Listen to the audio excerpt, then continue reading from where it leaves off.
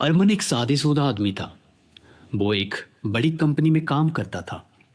उसके पास सब कुछ था, गाड़ी, पैसा, बड़ा बंगला और एक प्यारी सी फैमिली। और हर महीने उसके बैंक अकाउंट में करीबन 80,000 से 1 लाख के बीच में कैश क्रेडिट होता था। उसका फैमिली हंसी खुशी जी रहा था, ना किसी चीज की कमी, ना कोई टेंशन। लेकिन एक दिन कुछ ऐसा हुआ जो अरमान ने कभी सोचा भी नहीं था। उसका सब कुछ छीन गया। पता नहीं ये उसकी किस्मत थी या कुछ और, क्योंकि जिस कंपनी में वो काम करता था वो कंपनी बैंकरप्ट हो गई। कंपनी पर इतना बड़ा कर्जा था जो वो समय पर चुका नहीं पाई, और फिर एक दूसरी कंपनी ने उसे टेक ओवर कर लिया। सभी एम्प्लॉयज को एक साथ निकाल दिया गया और अरमान भी उनमें से एक था। अरमान ने लगभग 1 महीने तक इधर उधर नौकरी ढूंढी, लेकिन उसे कहीं भी जॉब नहीं मिली। मजबूरी में उसे अपनी सारी धन संपत्ति बेचनी पड़ी। धीरे धीरे उसके पास कुछ भी नहीं बचा। जो फैमिली एक बड़ा बंगलो में रहती थी, अब एक छोटे से रेंटेड हाउस में शिफ्ट हो गई। इन सारी चीजों से परेशान एक दिन अरमान ने अपने दोस्त ध्रुव को कॉल किया। उसने रोते हुए अपनी सारी परेशानियां, अपना दर्द और अपनी मजबूरी ध्रुव को बताई। ध्रुव ने सब कुछ ध्यान से सुना और फिर एक गहरी सांस लेते हुए अजीब सी सलाह दी। उसने कहा, तुम्हें इस मुश्किल से बाहर निकलने का एक उपाय तो है, पर वो सुनने में जितना आसान लगता है वो उतना आसान नहीं है। मुझे नहीं पता कि तुम इन बातों में विश्वास करते हो या नहीं, लेकिन ये चीज दूसरी दुनिया से जुड़ी हुई है। अरमान ने दंग होते हुए कहा, दूसरी दुनिया? ध्रुव बोला, हाँ, अब ये तुम पर है कि तुम ये रास्ता चुनना चाहते हो या नहीं। अरमान ने तुरंत कहा, मैं सब करना चाहता हूँ, मैं तैयार हूँ। अगर मुझे मेरी पुरानी लाइफस्टाइल वापस मिल जाती है तो। ध्रुव ने कहा, ठीक है, 15 दिन बाद अमावस्या की शाम पास की पहाड़ी पर जाना। वहां तुम्हें एक तांत्रिक मिलेंगे। वहां तुम्हें अपने सारे सवालों का जवाब मिल जाएगा। और हाँ, एक ओपनिंग लेना मत भूलना। 15 दिन बाद अमावस्या की शाम को अरमान ने अपना सफर शुरू किया। जंगल से गुजरते हुए रास्ते पहाड़ी तक जाते थे। रास्ता बहुत खतरनाक था, सीधे तेज ढलान और चारों तरफ घने पेड़ पौधे। अंधेरा इतना था कि सिर्फ चमगादड़ के पंख की आवाज और हवा की चीख सुनी जा सकती थी। जैसे जैसे वो ऊपर जा रहा था, रास्ता और भी क्रीपी होता जा रहा था। पेड़ों के बीच से अजीब सा शोर आता, जिसे कोई फुसफुसा रहा हो। कभी कभी लगता जैसे कोई उसके पीछे चल रहा हो। आखिरकार वो पहाड़ी के शिखर तक पहुंचा।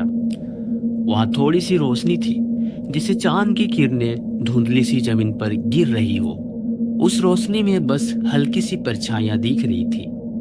चेहरे मुश्किल से पहचाना जा रहा था। अरमान का दिल जोर जोर से धड़कने लगा। जब अरमान उस रोशनी के पास बढ़ा, तभी अचानक अंधेरे से एक आदमी सामने आया। वो आदमी देखने में एकदम अजीब और डरावना लग रहा था। उसके कांधों पर काले और लाल रंग का चट्टा हुआ कपड़ा था।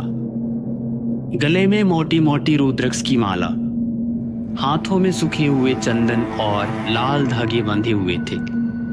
उसकी आंखें सुर्ख थी, जैसे उनमें आग जल रही हो। चेहरे पर गहरी झुर्रियां और दाढ़ी उलझी हुई थी।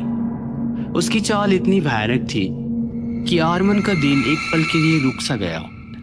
ये आदमी और कोई नहीं, एक तांत्रिक था।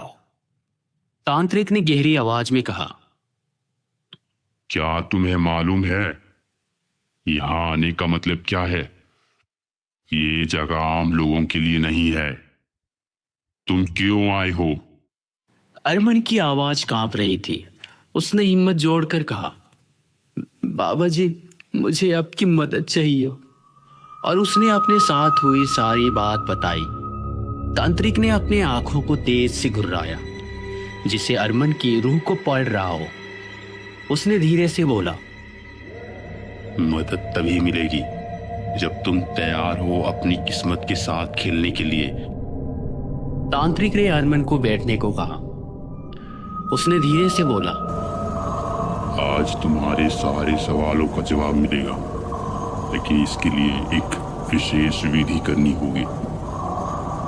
तैयार रहना, क्योंकि एक बार शुरू हो गई तो बीच में छोड़ना मुमकिन नहीं होगा। अरमन डर और उलझन में होते हुए भी हाँ में सर हिला देता है। तांत्रिक ने फिर अरमन को खड़े हो जाने को कहा। उसने अपनी कमंदाल से कुछ भस्म निकाली और अरमन के 5 कदम दूर एक बड़ा घेरा बनाने लगा। उसके मंत्र जपने की आवाज जंगल की सन्नाटा चीर रही थी। जैसे ही घेरा पूरा हुआ, अरमन के कानों में कुछ अजीब सी आवाजें आने लगी, जैसे 100 लोग एक साथ फुसफुसा रहे हो। आवाज कभी एकदम पास लगती, कभी दूर से गूंजती। फिर अचानक उसके सामने हवा हिलने लगी, मिट्टी उड़ी और उस घेरे के बीच में एक काला पोर्टल खुलने लगा, जिसे हवा को किसी ने चीर दिया हो। उस पोर्टल के अंदर से एक गहरा अंधेरा दिख रहा था और उस अंधेरे में से हाथ निकलने लगे, काले लंबी उंगलियों वाले हाथ, जैसे किसी ने कब्रों से निकालकर जिंदा कर दिया हो। यह मंजर इतना डरावना था कि अरमन का पसीना छूट गया। उसकी सांस तेज हो गई, पैर कांपने लगे। उसने डर के मारे भागना चाहा और घेरे से बाहर निकलने के लिए कदम बढ़ाया, लेकिन तभी तांत्रिक की आवाज गरजी। रुक जाओ, अगर तुमने इस विधि को आधे में छोड़ा तो तुम्हें यही मरना पड़ेगा। तांत्रिक की बातों से वो रुक गया। उस वक्त तांत्रिक ने गहरी आवाज में कहा, विधि पूरी करने के लिए एक बलि चाहिए, अपना ऑफरिंग लाओ। अरमन ने एक टोकरी की तरफ इशारा किया, जिसमें एक काली मुर्गी बंधी हुई थी। उसने इस ऑफरिंग के लिए पहले से तैयारी की थी। तांत्रिक ने उस काली मुर्गी को उठाया और अरमन के पास ले आया। उसने कहा, अब तुम्हें अपना खून का एक हिस्सा इस बलि में देना होगा। अपना उंगली काटो और इस मुर्गी पर कुछ बूंदे टपकाओ। अरमन के हाथ कांप रहे थे, लेकिन वो मजबूर था। उसने अपनी उंगली पर छुरी से हल्का सा कट लगाया। खून की लाल बूंदें टपककर उस काली मुर्गी के पंखों पर गिरने लगी। जैसे ही खून गिरा, मुर्गी की चीख हवा में गूंज उठी। तांत्रिक ने उस मुर्गी को दोनों हाथों से उठाया और उस डरावने पोर्टल की तरफ ले गया। पोर्टल से निकलते हुए काले हाथ अब और तेज से हिलने लगे थे, जैसे अपना शिकार मांग रहे हो। उसने मुर्गी को उन काले, ठंडे और अजीब हाथों में दे दिया जो पोर्टल से बाहर निकल रहे थे। जैसे ही मुर्गी उनके हाथों में गिरी, पोर्टल धीरे धीरे बंद होने लगा। आवाजें चुप हो गई, हवा फिर से शांत हो गई। अरमन का दिल अभी भी तेज धड़क रहा था। उसने डर से तांत्रिक की तरफ देखा। ये सब क्या था? अब मेरी जिंदगी बदल जाएगी ना? तांत्रिक के चेहरे पर एक अजीब सी मुस्कान थी, जैसे अभी असली खेल शुरू हुआ हो। तांत्रिक ने भारी आवाज में बोला, विधि पूरी हो गई है। अब तुम्हें सब कुछ मिलेगा, तुम्हारी दौलत, तुम्हारी शान, तुम्हारी जिंदगी। लेकिन अरमन ने बेचैनी से पूछा, लेकिन क्या? उसने धीरे से कहा, इस सफल विधि की एक शर्त है। हर दिन तुम्हें एक इंसान का दिल देना होगा। अगर तुम ऐसा नहीं किए तो अगले दिन वो तुम्हारे दिल निकाल कर लिए जाएंगे। अरमन सुनकर कांप गया। उसने घबरा कर पूछा, क्या ये जरूरी है? क्या इसके बिना कोई और रास्ता नहीं? तांत्रिक ने गुस्से से घूर कर कहा, नहीं, या तो तुम्हें देना होगा या तो तुम्हें मरना होगा। तुम्हारी किस्मत तुम्हारे फैसले पर है। अरमन के दिमाग में तूफान चल रहा था। एक तरफ उसकी लग्जरी और शान शोहरत थी और दूसरी तरफ एक भयानक बलि की शर्त। कुछ पल की खामोशी के बाद उसने अपनी आंखें बंद की और धीरे से कहा, हाँ, मैं तैयार हूं। तांत्रिक के चेहरे पर एक खतरनाक मुस्कान आ गई। विधि समाप्त हो चुकी थी। अरमन वापस लौटने लगा। उसके कदम भारी थे। दिमाग में बस एक ही सवाल घूम रहा था, मैं किसका दिल लाऊंगा, किसको बलि बनाऊंगा। रात अंधेरी थी। हवा में एक अजीब सी खुशबू थी। अरमान रास्ते में चल रहा था, तभी उसने देखा एक छोटा बच्चा सड़क के किनारे भूखा भीख मांग रहा था। उसकी आंखों में बस रोटी की प्यास थी। अरमान के दिमाग में एक अचानक आइडिया आया। उसने सोचा, मैं ऐसे ही किसी को नहीं मार सकता, किसी परिवार वाले इंसान को नहीं छू सकता, वरना मैं पकड़ा जाऊंगा।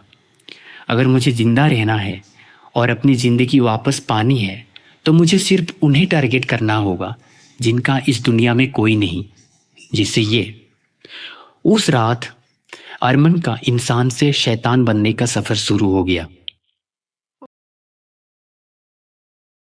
इन सब सोच विचार के बाद अरमान अपने घर लौट गया। रात काफ़ी हो चुकी थी, इसलिए वो सीधा अपने कमरे में गया और बिस्तर पर लेट गया। उसके दिमाग में अभी भी तांत्रिक की बातें घूम रही थी। हर दिन एक इंसान का दिल, वरना तुम्हारी मौत।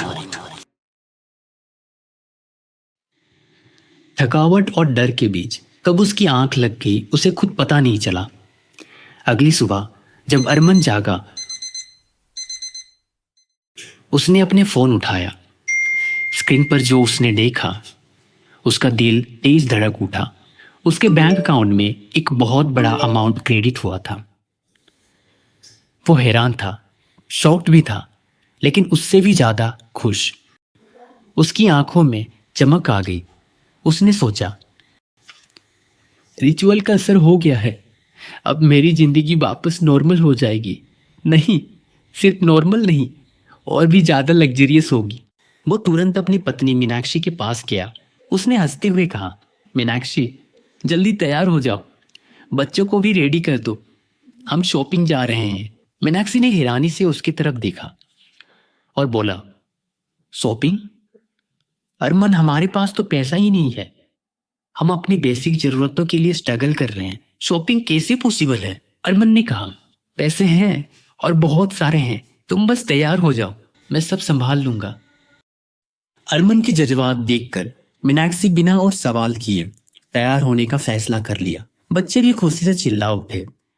इतनों दिनों बाद घर में खुशी का लहर वापस आई थी। सभी तैयार होकर शॉपिंग के लिए निकले। मॉल के अंदर घुसते ही बच्चे खुशी से उछल पड़े। मीनाक्षी के चेहरे पर भी एक मुस्कान थी। अरमान ने बिना सोचे समझे हर वो चीज़ उठाई जो उन्हें पसंद आई। कपड़े, जूते, ज्वेलरी, खिलौने, सब कुछ।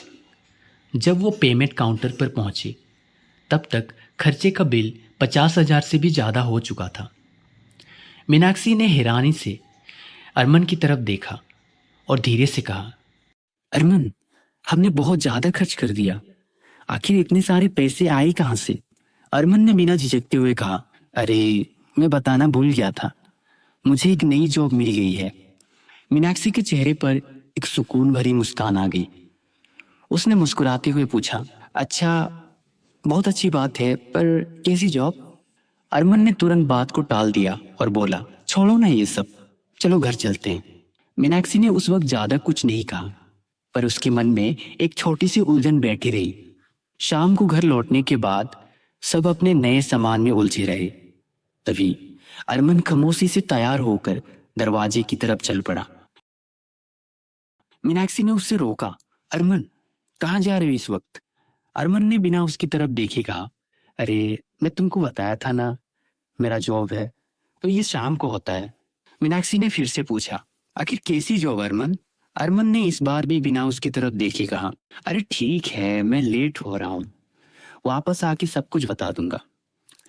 और बिना एक शब्द कहे वो घर से निकल गया। मीनाक्षी दरवाजे के पास खड़ी उसे जाते हुए देख रही थी।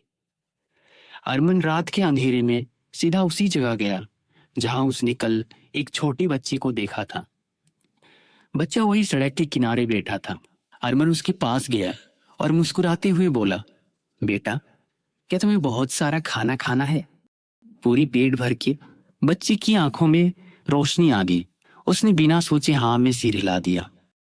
अरमान ने प्यार से उसका हाथ पकड़ा और बोला, चलो मेरे साथ आओ, मैं तुम्हें एक होटल ले जाता हूँ, वहां तुम जितना चाहे उतना खा सकते हो। बच्चा खुशी से अरमान के पीछे पीछे चल पड़ा, लेकिन होटल की जगह अरमान उसे एक सुनसान सड़क पर ले गया। गलियां खाली थी और अंधेरा छाया हुआ था। बच्चा रुक कर बोला, अंकल ये कहाँ गए, यहाँ तो कोई होटल नहीं है। अरमान ने धीरे से पलटकर उसकी तरफ देखा। उसने अपने कोट के अंदर से एक बटचर नाइफ निकाला और उस छोटे बच्चे के सिर पर जोर से वार किया। बच्चा चीख भी नहीं पाया। उसके कपड़े लाल खून में भीग गए। फिर उसने अपना काम पूरा किया और बच्ची का दिल निकालकर अपने हाथों में उठाया। अरमान ने तांत्रिक के दिए मंत्रों का जाप किया। जैसे ही मंत्र खत्म हुआ, उसके सामने फिर से वही काला पोर्टल खुल गया। अंधेरे से वही कृपी हाथ निकलने लगे। अरमान ने बिना डरे उस दिल को उनके हाथों में रख दिया। पोर्टल ने उस दिल को खींच लिया और फिर धुंध और अंधेरे के साथ वापस बंद हो गया। अरमान खड़ा था। उसके कपड़े खून से सने हुए थे। उसने जल्दी से उस बच्चे की लाश को पास की नदी में बहा दिया। फिर अरमान वापस घर आ गया और कपड़े बदलकर सोने चला गया। अगले दिन जब मीनाक्षी कपड़े धो रही थी तो अरमान के कपड़ों पर इतना सारा खून देखकर वो डर गई। उसने जब अरमान से इसके बारे में पूछा तो अरमान हड़बड़ा गया और उसने जल्दी से बहाना बनाते हुए कहा, वो मैं एक बटचर शॉप में काम करता हूं ना, तो काम करते वक्त ये लग जाता है। ये बात सुनकर मीनाक्षी थोड़ा हैरान हुई। एक बटचर शॉप पर काम करने से इतने सारे पैसे कैसे आ सकते हैं अरमान? लेकिन अरमान ने बहाने बनाए और बोला, मैं काफी टाइम से यहाँ काम कर रहा हूँ, तुम चिंता मत करो हुआ। मीनाक्षी हाँ में सिर हिला दी और बोली, ठीक है, पर तुम अगली बार से अप्रोन यूज करना। अरमान ने भी हाँ में सिर हिला दिया और बात वही खत्म हो गई। ये सिलसिला 2 दिन और चलता रहा। हर रात अरमान जाता और अंधेरी रात में जाकर अपना काला काम करता और हर सुबह ऐसे ही घर लौट आता जैसे कुछ हुआ ही ना हो। एक सुबह मीनाक्षी अखबार पढ़ रही थी। उसके हाथ एकदम से कांप गए जब उसने देखा कि नदी के किनारे कुछ बच्चों की लाश मिली है। उसने तुरंत अरमान को दिखाया। अरमान की आंखें कुछ पल के लिए फट गई, पर उसने अपने जज्बात छुपाते हुए बस इतना कहा, छोड़ो, इसके बारे में मत सोचो, पर ध्यान घर पर रखो। मीनाक्षी उसके रवैये से और ज्यादा परेशान हो गई। घर के पास बच्चों की लाशें मिल रही है और अरमान को कोई परवाह ही नहीं। साथ ही उसके दिमाग में एक सवाल बार बार घूम रहा था, आखिर बटचर शॉप में काम करके अरमान के पास इतना पैसा कैसे आ रहा है। उस रात मीनाक्षी ने फैसला किया वो अरमान का सच खुद जानकर रहेगी। अगली शाम जब अरमान घर से निकला, मीनाक्षी चुपके से उसके पीछे से एक रिक्शा लेकर निकल गई। रात के अंधेरे में एक सुनसान सड़क के पास रुककर उसने अपनी आंखों से वो मंजारा देखा। अरमान एक छोटे बच्चे की बलि दे रहा था। वो तस्वीर मीनाक्षी की रूह तक को भी हिला दी। उसके मुंह से एक तेज चीख निकल गई। अरमान पल भर के लिए जम गया। उसने मीनाक्षी को देखा पर बोल ना सका। मीनाक्षी की आंखें आंसू और डर से भरी थी। वो कुछ कह भी नहीं पाई और बस वहां से चली गई। उस रात अरमान घर लौटने की हिम्मत ना कर सका। अंधेरे में भटकता रहा। अगली सुबह जब हिम्मत जोड़कर घर वापस आया, उसने देखा मीनाक्षी अपने बच्चों के साथ घर छोड़कर जा रही थी। अरमान घुटनों के बल गिर गया। रुको, मुझे छोड़कर मत जाओ, मैं तुम सबके लिए ही ये सब कर रहा हूं, मुझे माफ कर दो। मीनाक्षी की आंखों में आंसू के साथ नफरत थी। उसने पूछा, आखिर क्यों अरमान, क्यों? अरमान घुटनों के बल गिर गया। रुको, मुझे छोड़कर मत जाओ, मैं तुम सबके लिए ही ये सब कर रहा था, मुझे माफ कर दो। मीनाक्षी की आंखों में आंसू के साथ नफरत थी। उसने पूछा, आखिर क्यों अरमान, क्यों? अरमान रोकर बोला, वो सिर्फ एक वजह थी ताकि हम अपनी पुरानी जिंदगी वापस पा सकें। पैसा, सुख, आराम, मैं सब तुम्हारे लिए ही कर रहा था। मीनाक्षी गुस्से से फट पड़ी। बस एक ऐसो आराम भरी जिंदगी के लिए तुमने इतने मासूम बच्चों का खून बहा दिया। तुम इंसान हो या राक्षस? उसने अरमान को जोर से थप्पड़ मारा और कहा, अब तुम मेरे पति नहीं, एक खूनी हो। और वो अपने बच्चों को लेकर हमेशा के लिए चली गई। अरमान बस वहीं टूट कर गिर गया। उसने सोचा था अपने परिवार के लिए सब कुछ करेगा, पर अब उसके पास पैसा तो था पर परिवार नहीं। उसने फैसला किया इस शैतानी सिलसिले को खत्म करना होगा।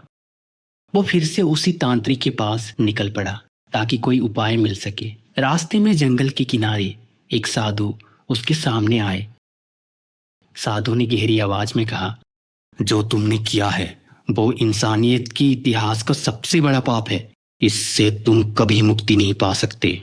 अरमान ने घबरा कर पूछा, अब क्या कह रहे हो? आपको कैसे पता? साधु ने अपनी आंखें बंद करके बस इतना कहा, मैं सब जानता हूं अरमान। तुम्हारे एक एक खून के कतरे का हिसाब इस धरती पर लिखा जा चुका है। अरमान ने बोला, मुझे पता है मैं क्या किया हूं और मुझे अफसोस भी है, इसलिए मैं इससे छुटकारा पाने जा रहा हूं। और वो वहां से चलने लगा। साधु ने एक छोटा सा मुस्कान दिया और बोला, जिस तांत्रिक के पास तुम जा रहे हो वो अब वहां नहीं है। अरमान शौक में रुक गया। क्या? इसका क्या मतलब है? साधु ने बोला, वो तांत्रिक बुराइयों के साथ काम करता है। जैसे जैसे बलियां बढ़ती है उसकी शक्ति बढ़ती जाती है। उसका एक ही मकसद है, ईवल एंटिटीज का राजा बनना और उन्हें कंट्रोल करना। ये सुनकर अरमान हाँफने लगा। उसे समझ में आ गया था कि जाने अनजाने में वो भी इस शैतानी खेल का हिस्सा बन चुका था। फिर साधु ने बोला, जाओ अपने दोस्त ध्रुव से पूछो, उसे कैसे पता चला इस तांत्रिक के बारे में। अरमान तुरंत ध्रुव के घर दौड़ा, उससे कन्फ्रंट किया। ये सब क्या है ध्रुव? क्या तुझे तांत्रिक की असली इरादे पता था? बता मुझे। ध्रुव ने कुछ देर चुप रहा और हंसते हुए बोला, फाइनली तुमको पता चल गया ना। वैसे मुझे करना पड़ा, वरना मैं मर जाता। किसको लग्जरियस लाइफ नहीं चाहिए होता है, और मैं बहुत थक चुका था इस स्ट्रगल से। जब मुझे पता चला इस तांत्रिक के बारे में, मैं भी गया था उसके पास। उसने मुझे भी वही रिचुअल करवाया। एक इंसान का दिल रोज चाहिए होता था, बिल्कुल तुम्हारी तरह। पर जब मुझे इसकी असली मकसद का पता चला, मुझे इतना तो समझ आ गया था कि ये एक कभी ख़त्म ना होने वाली कर्ज है। इससे तभी छुटकारा मिल सकता है जब इसे किसी और को ट्रांसफ़र किया जाए। और मैं तुम्हें इसमें फंसा दिया। अरमान इसके आगे और कुछ बोल ना सका और चुपचाप वापस घर आ गया। घर आके वो सोच ही रहा था कि अगला कदम क्या होगा। तभी कुछ ही देर बाद पुलिस आ गई। मीनाक्षी ने उसके खौफनाक काम का रिपोर्ट कर दिया था। पुलिस ने अरमान को गिरफ्तार कर लिया। अरमान ने सोचा, मैं पहले ही इतना गुनाह कर चुका हूं और बस मैं किसी और की जिंदगी को बर्बाद करना नहीं चाहता। और उसने अपने सारे जुर्म कबूल कर लिए। जेल के अंदर अरमान एक अजीब सा घुटन महसूस कर रहा था। उसे ऐसा महसूस हो रहा था कि वो हाथें उसके चारों तरफ हैं और दिल मांग रहे हैं। अरमान इतना घबरा गया था कि उसके हाथ पैर काम करना बंद कर दिए थे और उसका बॉडी पसीनों से भर गया था।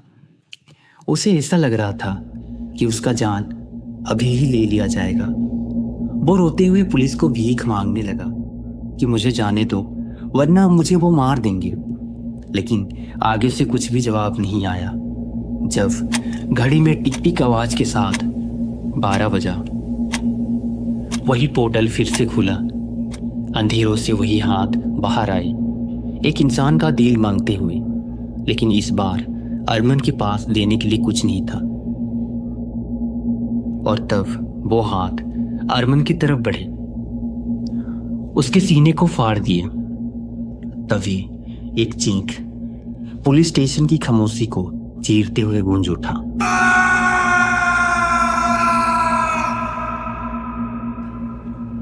पोर्टल बंद हो चुका था और अरमान हमेशा के लिए उस शराब का हिस्सा बन गया था।